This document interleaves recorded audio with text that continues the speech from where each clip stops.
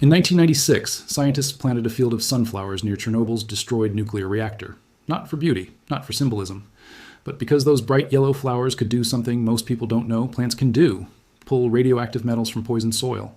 Within months, the sunflower's roots had absorbed strontium-90 and cesium-137, radioactive isotopes that would contaminate the soil for decades.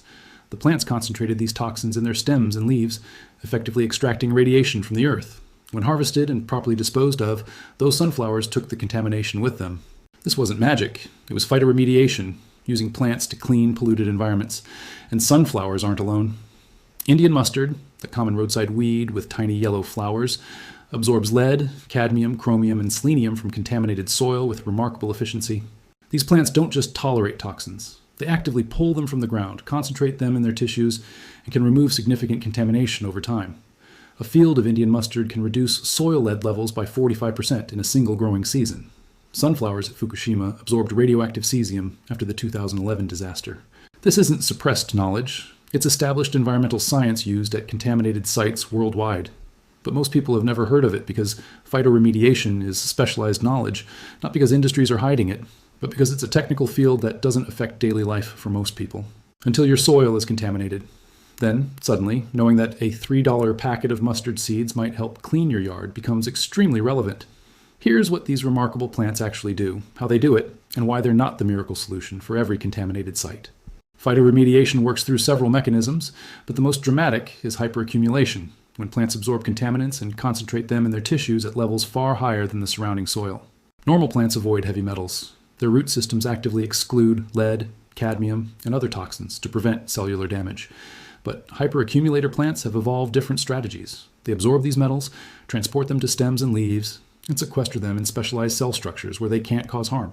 Indian mustard, Brassica ginsea, is one of nature's most effective hyperaccumulators. Its root system produces organic acids that make heavy metals more soluble and easier to absorb.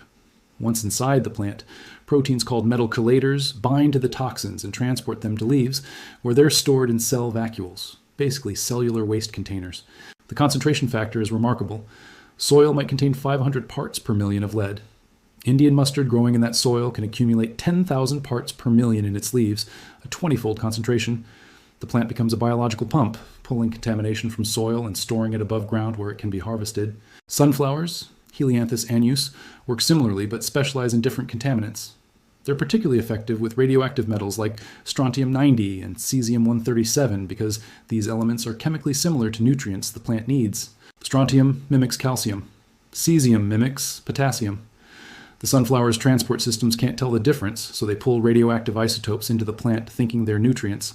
The process is slow compared to industrial cleanup methods, but it's dramatically cheaper, works on large areas, and doesn't require excavating contaminated soil.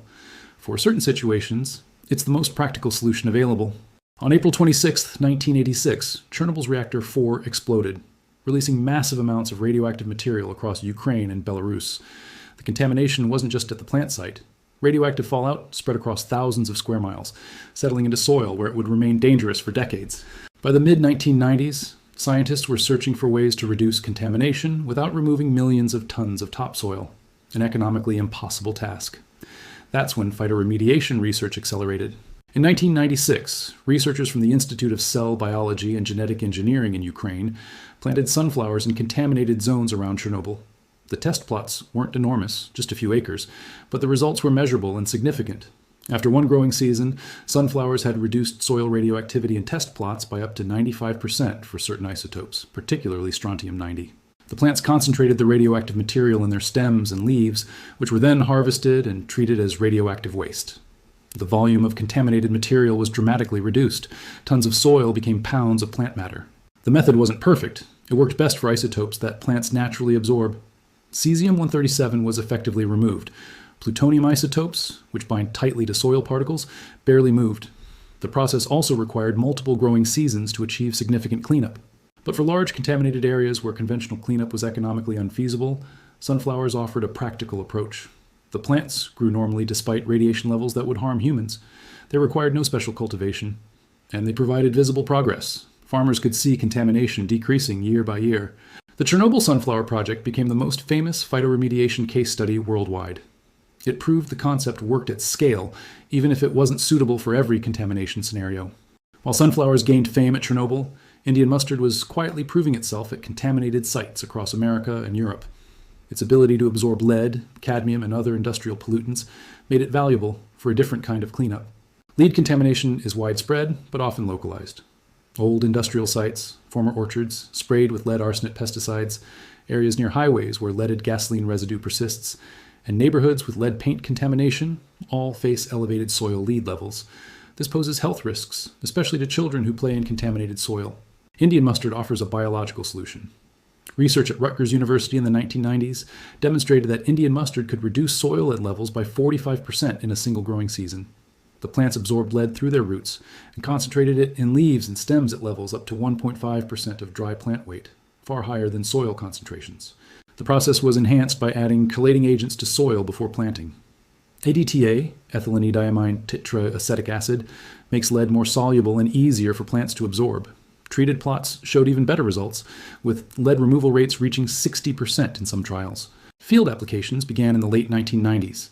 A former industrial site in Trenton, New Jersey, used Indian mustard to remediate lead-contaminated soil. Over 3 growing seasons, soil lead levels dropped from 1,200 parts per million to 450 parts per million, below residential safety thresholds. The plants weren't edible after absorbing contaminants. Harvested mustard had to be treated as hazardous waste, either incinerated or sent to specialized disposal facilities. But the volume was manageable. An acre of contaminated soil became a few tons of plant material, dramatically reducing disposal costs compared to excavating and hauling contaminated earth. Phytoremediation isn't experimental anymore. It's used at contaminated sites worldwide, though not as frequently as conventional cleanup methods. Understanding where it works and where it doesn't reveals why it's not more widespread. The U.S. Environmental Protection Agency has approved phytoremediation for Superfund sites where contamination is moderate and timelines are flexible. Sites in New Jersey, Pennsylvania, and California have used Indian mustard and sunflowers to reduce heavy metal contamination over multi-year periods. Europe has embraced the technology more broadly. Contaminated agricultural land in Eastern Europe uses phytoremediation when food crops can't be grown safely. The plants clean soil while the land remains marginally productive, not for food, but for biofuel production. Contaminated plant matter is incinerated for energy, with ash sent to hazardous waste facilities. After the Fukushima nuclear disaster in 2011, Japanese authorities planted sunflowers and rapeseed across contaminated areas. The results were mixed. Cesium absorption varied by soil type and plant variety. Some fields showed 30% reduction in radioactivity. Others showed minimal change. The variable results highlighted phytoremediation's limitations. Mining sites in Australia and Canada use phytoremediation for long-term cleanup of abandoned operations. Trees like willows and poplars are planted to prevent contaminated runoff while slowly extracting metals over decades. The approach works for large areas where immediate cleanup isn't economically feasible. Urban gardens in areas with historical lead contamination sometimes use Indian mustard as a pre-treatment before planting food crops. A season of mustard reduces lead levels enough to make subsequent vegetable growing safer. This small-scale application helps urban farmers reclaim contaminated lots. The technology is real, proven, and actively used. But it's not replacing conventional cleanup methods because it has genuine limitations that restrict when and where it's practical. Phytoremediation sounds perfect, cheap, natural, effective. So why isn't every contaminated site planted with mustard and sunflowers? Because real-world limitations restrict where the technology works. Time is the first constraint. Plants need full growing seasons to absorb contaminants. One season might reduce contamination by 30-50%, but complete cleanup takes years or decades. Industrial sites being redeveloped can't wait. Conventional excavation and soil replacement finishes in weeks. Phytoremediation takes growing seasons. Depth is another limitation. Plant roots typically reach 2 to 4 feet deep. Contamination below that level stays untouched. Many industrial sites have contamination extending 10-20 feet down. Phytoremediation only addresses surface contamination. Contaminant type matters critically. Heavy metals that dissolve in water and resemble plant nutrients, lead, cadmium, zinc, radioactive strontium, and cesium, are effectively absorbed. But many organic pollutants, petroleum products, PCBs, certain pesticides, aren't absorbed by these plants at useful rates. Different remediation approaches are needed. Soil chemistry affects results dramatically. Clay soils bind heavy metals tightly, making them difficult for plants to absorb even with chelating agents. Sandy soils allow better absorption, but may leach contaminants before plants can capture them. Each site requires specific assessment. The disposal problem is significant. Harvested contaminated plants are hazardous waste. They must be incinerated or sent to specialized facilities, which costs money. For small sites, disposal costs can approach conventional cleanup expenses. And there's the public perception issue. Homeowners don't want to wait years for yard cleanup. Developers won't hold land while plants slowly work. Government agencies face pressure for visible, quick action. Phytoremediation's slow, incremental progress doesn't satisfy demands for immediate solutions. These aren't industry conspiracies preventing use. They're genuine practical limitations that restrict phytoremediation to situations where its advantages outweigh its constraints. Phytoremediation research continues, trying to overcome current limitations and expand where the technology works effectively. Recent developments show promising improvements.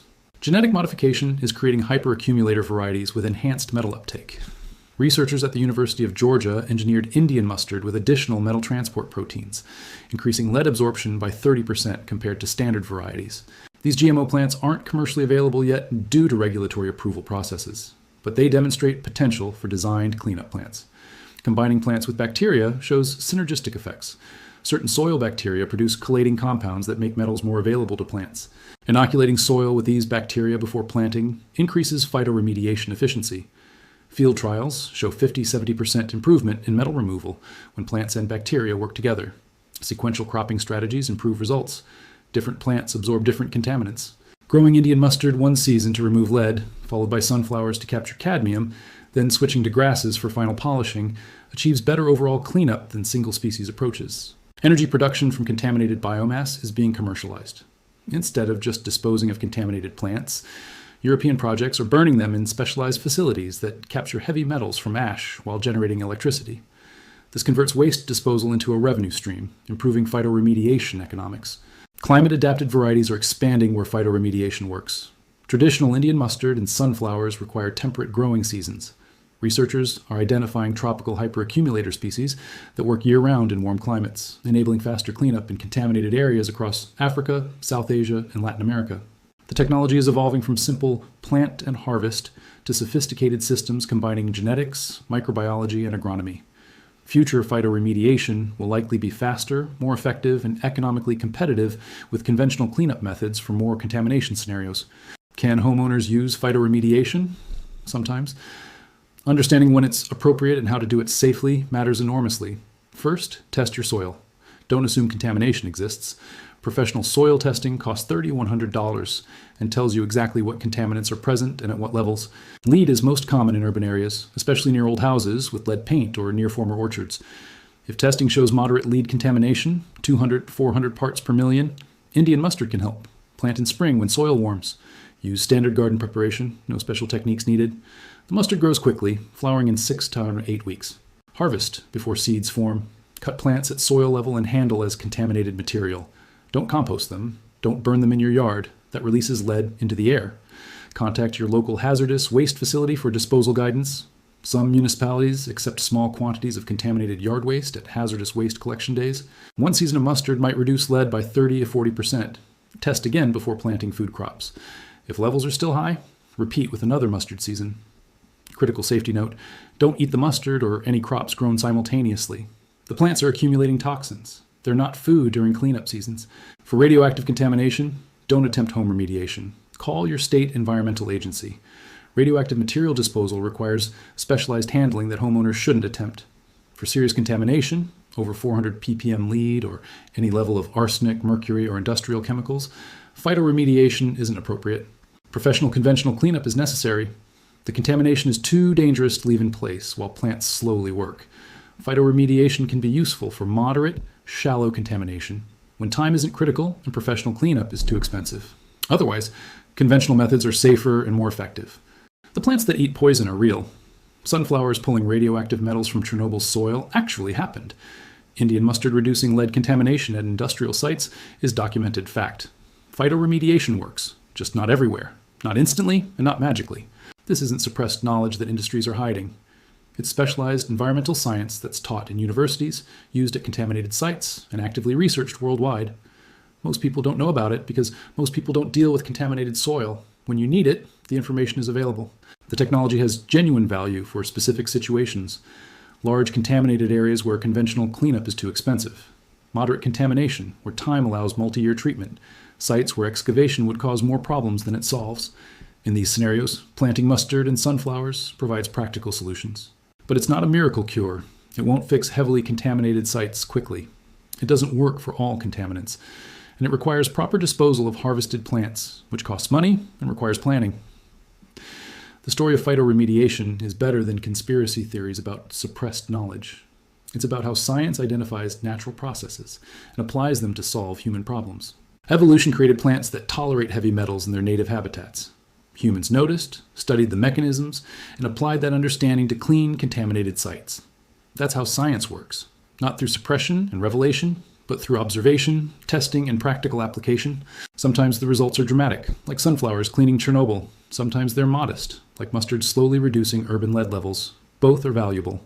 If you have contaminated soil, phytoremediation might help. Test first, understand the limitations, use the technology where it's appropriate. Don't expect miracles, but do expect measurable results if conditions are right. If you're interested in environmental science, phytoremediation demonstrates how biological systems can solve industrial problems. The plants aren't magic. They're evolution's solution to toxic environments, repurposed by humans for cleanup. The next generation of phytoremediation, with enhanced plants, bacterial partnerships, and integrated energy production, will expand where this technology works. Research continues, applications grow, the science advances. But it won't replace conventional cleanup methods entirely. It will supplement them, offering cheaper, gentler alternatives for situations where its strengths match the challenge. That's the real story. Not suppression and conspiracy, but steady scientific progress making a useful tool better. The plants are remarkable, the science is solid, and the applications are real.